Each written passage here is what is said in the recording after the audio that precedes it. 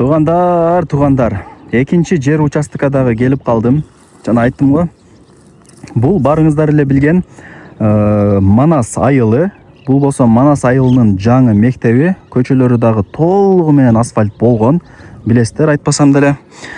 Бул жак болсо Ачы деп коет экен туугандар. Жаңы Ачы айыл экен. Көрдүңүздөр, а? Айтайын дегеним, Торгой булак тараптан жүрүп келсеңиздер болот. Экинчи жер участокка. Калсаңыздар мына Манас айылы тараптан жүрүп келсеңиздер болот. Жолдор асфальт. Анан мына жер туугандар, канал. Суу шаркырап агып турат. Азыр бул жактан көрүнбөй калат экен. Ошол каналга жакын, ошону айтайын дедим. Мына үйлөрдүн саны көп, а? Мектепке жакын. Сатылуучу жер участогубуз мына дөңсө турат го. Ошонун эле нар жагында жүрүңүздөр.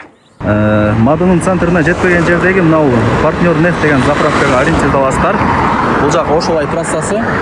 Заправкадан өтүп оңго бурулуп киресиздер. Мына Торгой булак айылы деп жазылып турат.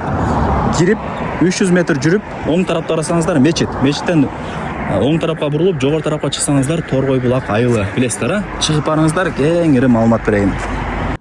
Экинчи жер участкадагы келдим. Мына туугандар, бул барыңыздар билген казык. Ушул казыктан баштап мына жакта дагы бир казык, бул көчө бою 20 метр болот. Ушул казыктан баштап мына жакта дагы бир казык, кып-кызыл болуп турат. Бул жагы 25 метр. 20га 25 болот, 5 сотукта билесиздер, а?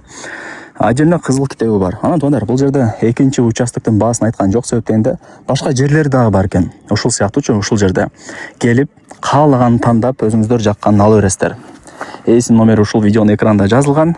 Барыңыздарга ийгилик. Ар участоктун өзүнүн кызыл китептери бар. Барыңыздарга ушундай жакшы жерлер насип эткөн болсун. Алыңыздар, үй салыңыздар.